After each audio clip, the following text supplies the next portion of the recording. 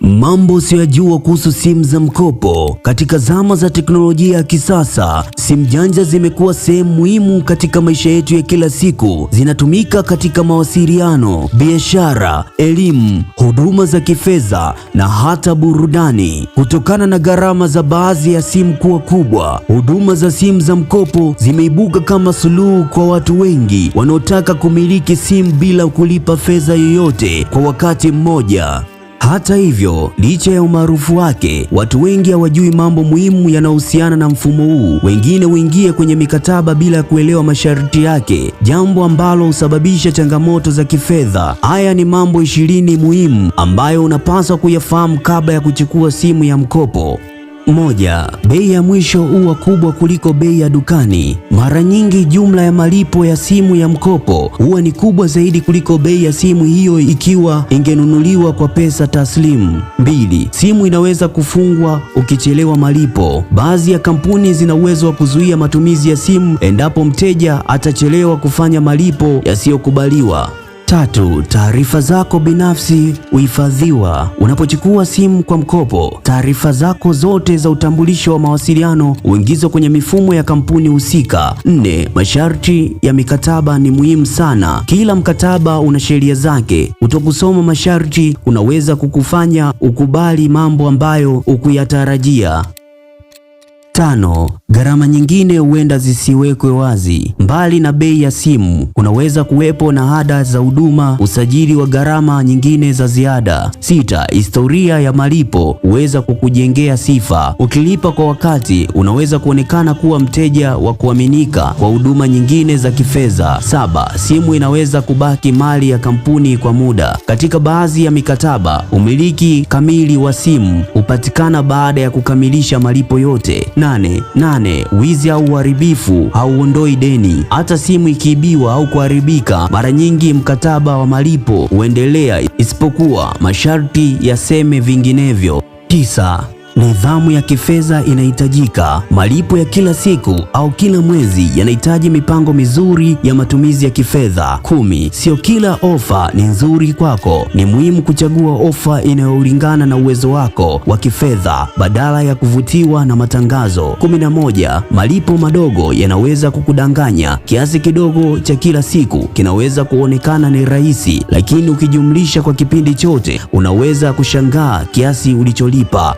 12. Simu inaweza kuwa na programu ya ufuatiliaji. Baadhi ya huduma huweka programu zinazowasaidia kufuatilia hali ya malipo au kutuma vikumbusho. 13. Kulipa vizuri kunaweza kukupa fursa nyingine. Mteja mwenye rekodi nzuri anaweza kupewa nafasi ya kupata simu bora zaidi au huduma nyingine za mkopo. 14. Ada zilizojificha huwa zipo. Wakati mwingine gharama fulani huonekana baadaye baada ya mteja kuanza kutumia huduma. 15. Simu za mkopo husaidia wakati wa dharura. Kwa mtu anahitaji simu haraka kwa kazi au biashara, mfumo huu unaweza kuwa na msaada mkubwa. 16. Migogoro mingi husababishwa na kutokuelewa masharti. Wateja wengi wanaopata matatizo hawakuwa wameelewa kikamilifu. 17. Simu ghali sio lazima iwe bora kwako. Chagua simu kulingana na mahitaji yako halisi badala ya kufuata mitindo au hadhi. 18. Mkopo wa simu ni deni halisi.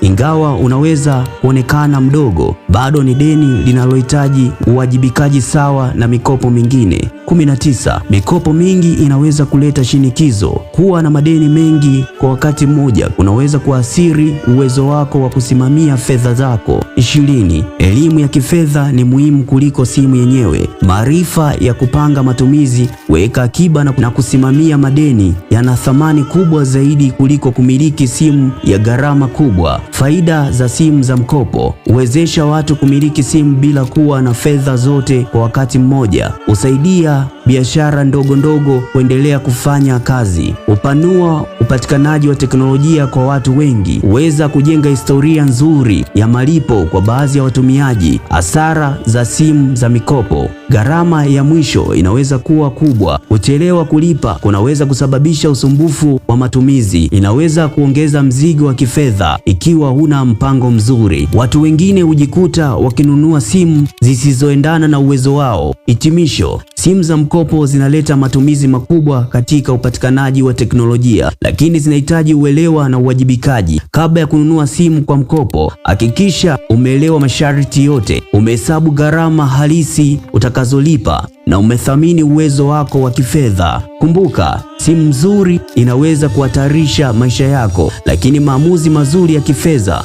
ndiyo yatakayokupa uhuru wa kweli wa kifedha kwa muda mrefu. Je, wewe una maoni gani kuhusu simu ya mkopo? Je, suluhisho bora zinaweza kuwa ni chanzo ya changamoto za kifedha?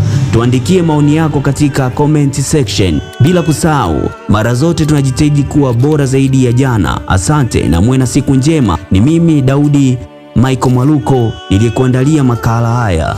Asante.